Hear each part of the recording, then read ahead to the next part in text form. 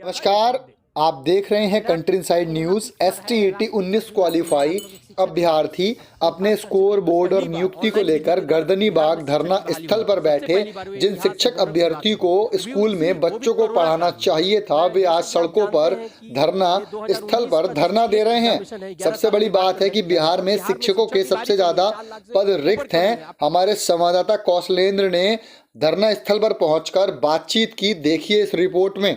मौजूद हूँ गर्दनीबाग धरना स्थल पर। यहाँ STET 19 क्वालिफाई छात्रों का महाआंदोलन जारी है। सर्टिफिकेट के लिए जो क्वालिफाई बच्चे हैं उनका यहाँ पर धरना चल रहा है। इसी में हमारे साथ मौजूद है मृणाल, जो पेशे से इंजीनियर हैं और STET क्वालिफाई हैं। इनसे हम समझना चाहते हैं कि जो आप कार्यक्रम कर रहे हैं, धरना का जो कार्यक्रम इस पीक कोरोना में कर रहे हैं, अब इस हर जगह तालाबंदी जारी है, इसमें आप क्या सरकार को क्या कहना चाहते हैं और सरकार से आपका क्या अपील है? सर, हमारी सरकार से सीधी मांग यही है कि हम सभी जितने उत्तीर्ण अभ्यर्थी हैं उन सभी को स्कोर कार्ड दिया जाए और सबकी अविलंब और एक साथ नियुक्ति सुनिश्चित की जाए, जैसा कि शिक्षा मंत्री जी ने 12 मार्च को वादा किया था।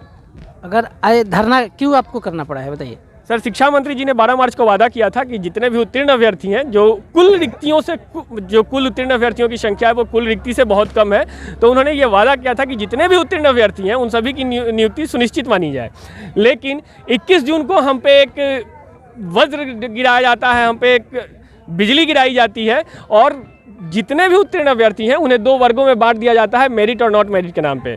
जब हम लोग रोड पे और सड़क पे उतरते हैं तो वहाँ 26 जून को फिर एक लेटर जारी किया जाता है कि सभी मेरिट और नॉट मेरिट बराबर हैं, लेकिन उस लेटर में अभी तक ये कहीं नहीं दर्शाया गया है कि हमारी नियुक्ति कब तक होगी और कितने दिनों में होगी, कितने की संख्या में होगी, ये कहीं स्पष्ट नहीं किया गया है। पूरा साल बीतने को आया, इसलिए हम सभी साथी फिर सड़क पर उतर आए हैं। उनके लाख आश्वासन के बाद, जैसा कि शिक्षा मंत्री जी ने आश्वासन दिया था कि 15 अगस्त तक हो जाएगा, फिर उन्होंने आश्वासन दिया कि आप दिवाली की मिठाई सरकार के द्वारा दी हुई पैसों से खाएंगे, वो भी निरस्त, वो भी उनका वो एक कोरा भाषण चला गया। फिर उसके बाद जनवरी तक आया, 26 जनवरी तक आ गया था। इसलिए हम सभी साथी उनके आश्वासन का जो राशन वो बांट रहे हैं उससे परेशान होकर आज यहाँ पे उपस्थित हुए हैं कि सरकार हम सभी की नियुक्ति अविलंब, जैसा कि उन्होंने वादा किया था, एक साथ दे। मैडम, कोरोना पीक पर है, रात्रि कर्फ्यू लागू है, आप लोग एक शिक्षक हैं, अब तो पास कर चुके हैं, तो शिक्षक ही हैं आप किस तरह इस कार्यक्रम को कितने दिनों तक करेंगे? सर देखिए, जैसा कि आप सही बता रहे हैं, कोरोना पीक पे है, लेकिन अगर सरकार कोरोना में भ्रष्टाचार कर सकती है तो कोरोना में हम प्रतिकार करने तो सड़क पे उतर के आएंगे ही।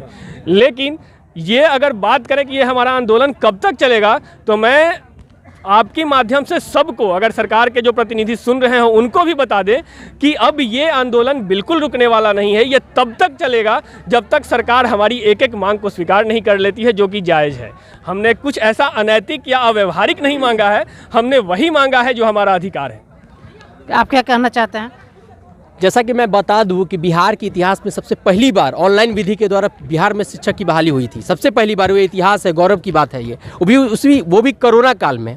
मैं, जैसा कि आप जानते हैं कि ये 2019 का जो स्टेट एग्जामिनेशन है 11 सालों के बाद कंडक्ट किया गया था और बिहार में शिक्षक की भारी कमी है, 4 लाख से ऊपर कमी है। आप इस चीज़ को मानना चाहिए। अगर शिक्षा मंत्री शिक्षा के तौर पे विकास करना चाहते हैं, बिहार का विकास करना चाहते हैं, उसमें शिक्षकों का भी विकास, शिक्षक भी ज़रूरी है, एक अहम भूमिका के तौर पर होता है, क्योंकि ये समाज सुधारक के रूप में जाने जाते हैं।